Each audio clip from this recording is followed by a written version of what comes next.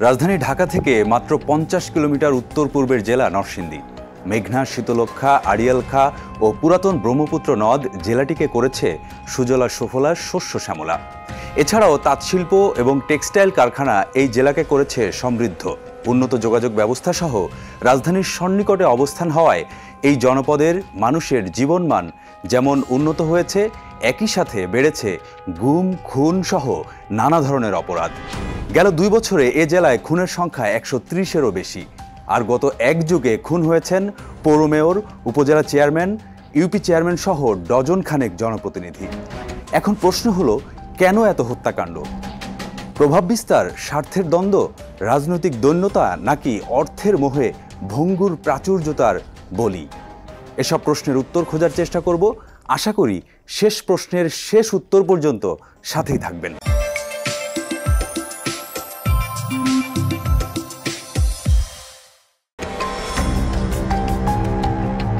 15 April 2024।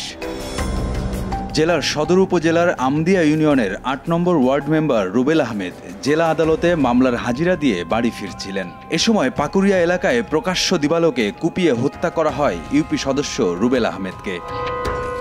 আমার 2টা সন্তান, এগো ইতিম বানাইছে, এগো ভবিষ্যৎ কি হইব? বাবা একটা বট বৃক্ষ, উনি ছায়া দেয়, আর আমার সেই বট বৃক্ষটাই কাটতে লাইছে। আমরা বিচারণও হয় না, আমার এই বাচ্চা মাইরে লাইছে, আমরা কিচ্ছু করতে পারি না। রুবেল হত্যাকাণ্ডের রেশ কাটতে না কাটতেই রায়পুরা উপজেলায় নির্বাচনী প্রচারণায় গিয়ে প্রতিপক্ষ প্রার্থী ও সমর্থকদের হামলায় নিহত হন সুমন মিয়া নামের এক ভাইস চেয়ারম্যান প্রার্থী। 3 সাইডটা গুলি করছে, গ্লাসগুলো সহ। পরে আমার ভাই যখন গুলি একটা গায়ে লাইছে, এবার আমার এমনি ধরছে, গো ভাই আমি তার কাছে কইছে আপনার কাছে জীবন বিকাশ, আমার 2টা সন্তান বিকাশ, আপনারা 5 দিন ধরে নিজে দৌড়া দিন। এই কথা হারা মানছে না, মারা লাইছে আমার ভাই ভিতরে। মূল আসামি এখনো গ্রেপ্তার হয় নাই। আমরা গ্রেপ্তারের জন্য সবাই দাবি জানাই। আমার শিক্ষিত একজন সুমার্জিত ছেলে আজকে যারা কারণে আজকে দুনিয়া ছেড়েছে, 2টা বাচ্চাকে এতিম করে চলে গেছেন, তাদের সঠিক বিচার আমি চাই।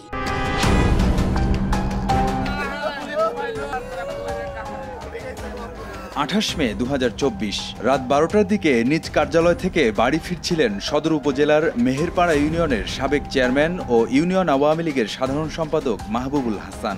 ভগীরথপুর এলাকায় একটি টেক্সটাইল মিলের সামনে মাহবুবকে কুপিয়ে ও গুলি করে হত্যা করা হয়। তাকে বাঁচাতে গিয়ে গুলিবিদ্ধ হন সঙ্গে থাকা সাইদ হাসান ও ফরহাদ মিয়া নামের 2 কর্মী। নৃশংস এই হত্যাকাণ্ডের ঘটনায় বর্তমান ইউপি চেয়ারম্যান আজহার অমিত ও ইউপি সদস্য আতাউর ভূঁইয়া সহ 22 জনের নাম উল্লেখ করে মামলা করা হলেও মূল আসামিরা গ্রেপ্তার না হওয়ায় আতঙ্ক ও ক্ষোভ বিরাজ করছে স্থানীয়দের মাঝে। আমার শরীরের শেষ রক্তবিন্দু পর্যন্ত এই রাস্তাতে ঢেলে দেওয়া হলো, আমার মায়ের রক্তের বদলা আমি নিব ইনশাআল্লাহ। পরপর 3টি হত্যাকাণ্ডের ঘটনায় আতঙ্ক ছড়িয়ে পড়েছে জেলা জুড়ে। এসব হত্যাকাণ্ডের সাথে যারা সরাসরি জড়িত তারা আইনের আওতায় না আসায় প্রশাসনের ভূমিকা নিয়ে প্রশ্ন তুলছেন স্থানীয়রা। নির্বাচিত মেম্বার যদি এরকম ভাবে হত্যা করে, তাহলে আমরা সাধারণ মানুষের তো কোনো কিছুই আনাই গা। এসপি ইমরুল জামান তাই না আশ্বাস দিয়ে যাইতেছে, এখনো কোনো কিছু করতেছে না। হেরা আইন শৃঙ্খলা বাহিনী তো ডিলে দিতেছে, ডিলে পাপ চলতেছে। এই যে গেছে, আর তো কোনো খবরই নেই।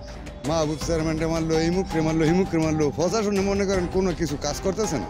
আজকে 1-1.5 মাস হয়েছে রুবেল মারার, একটা আসামি ধরছে, আর কোনো খবর নেই।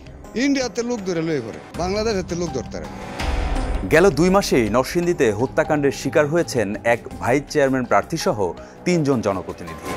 দিন দিন যেন খুনের নগরীতে পরিণত হচ্ছে নরসিংদী শহর।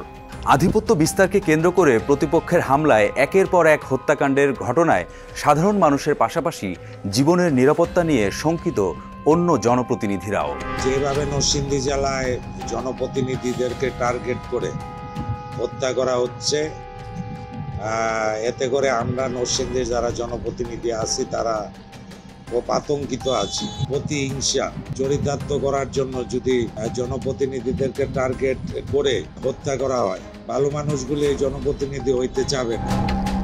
সন্ত্রাসীদের লালন পালন এবং মাদক আসক্তিদের দিকে লালন পালন এবং দুর্নীতিবাজদেরকে লালন পালন অনেক জনপ্রতিনিধিরা এই করে থাকে। এই সন্ত্রাসী, দুর্নীতিবাজ, চাঁদাবাজদের আশ্রয় প্রশ্রয় না দেয়।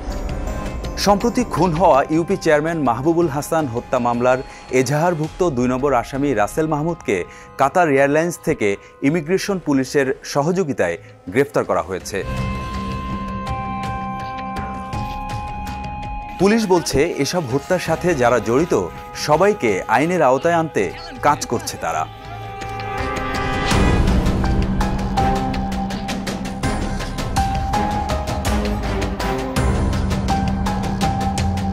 আমরা সর্বাত্মক চেষ্টা করে যাচ্ছি। তো আমরা এটা বলতে পারবো না যে কোনো কিছু ঘটবে না, তো ঘটার সে যেই ঘটা তার সাথে যারা সংশ্লিষ্ট আছে এবং যার সাথে যে কাজ করবে আমরা তাদেরকে ইনশাআল্লাহ গ্রেফতার করে আইনের আওতায় নিয়ে আসবো। গেল এক যুগে নরসিংদীতে যেসব জনপ্রতিনিধি হত্যাকাণ্ডের শিকার হয়েছেন তার মধ্যে সবচেয়ে আলোচিত ঘটনার একটি পৌর মেয়র লোকমান হত্যাকাণ্ড। ব্যাপক জনপ্রিয় নরসিংদীর পৌরসভার মেয়র লোকমান হোসেনকে 2011 সালের 1 নভেম্বর জেলা আওয়ামী লীগের কার্যালয়ের সামনে গুলি করে হত্যা করা হয়। লোকমান হত্যার 1 বছর পর আলোকবালী ইউপি চেয়ারম্যান আব্দুর রাজ্জাককে নরসিংদীর দুধপট্টি বাজারে প্রকাশ্যে ছুরিকাঘাতে হত্যা করে সন্ত্রাসীরা।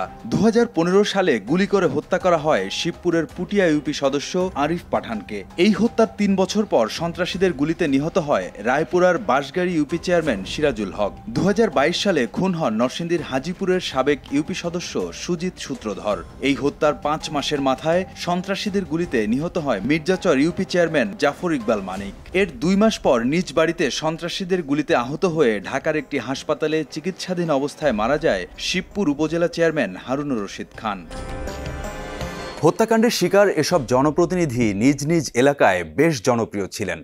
এলাকায় আধিপত্য বিস্তার এবং রাজনৈতিক প্রতিহিংসার শিকার হয়ে প্রতিপক্ষের হামলায় এসব হত্যাকাণ্ডের ঘটনা বলে অভিযোগ স্বজনদের। শিবপুর উপজেলা আওয়ামী লীগকে সুসংগঠিত করতে গিয়ে আমার পরিবার থেকে 5 জন মানুষকে হত্যা করা হয়। খুনগুলি বেশিরভাগ হচ্ছে রাজনৈতিক হত্যাকাণ্ড, রাজনৈতিক গ্রুপিংয়ের কারণে এই হত্যাকাণ্ডগুলি হচ্ছে।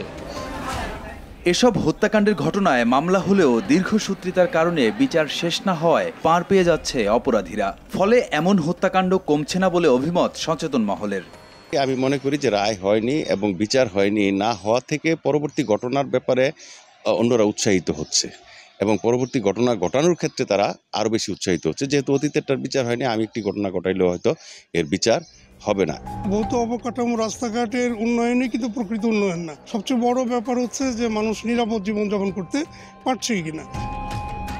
মামলার দীর্ঘসূত্রিতা কাটাতে তাই বাদীপক্ষ সহ সংশ্লিষ্ট সবাইকে এগিয়ে আসার তাগিদ দিলেন জেলা আইনজীবী সমিতির নেতারা। অন্তত একটা পলিটিক্যাল মোকদ্দমা যদি আমরা শেষ করতে পারি, আমরা একটা মেসেজ দিতে পারবো জেলাতে যে পলিটিক্যাল হত্যাকাণ্ড হওয়ার পর বিচার হয়। এটার জন্য সবচেয়ে বেশি দরকার আন্তরিকতা। মামলা দ্রুত নিষ্পত্তির জন্য জেলা প্রশাসন, পুলিশ প্রশাসন, সংশ্লিষ্ট আইনজীবী, পাশাপাশি বিচার বিভাগ। বছরের পর বছর ঝুলে থাকা হত্যা মামলার জট খুলে দ্রুত বিচার নিশ্চিত করতে পারলে নরসিংদী সহ সারা দেশে অপরাধ প্রবণতা কমে আসবে। সেই বিচার দেখার আশায় আজ বিদায় নিচ্ছি। সবার আগে সবশেষ সংবাদ পেতে RTVর সাথেই থাকুন।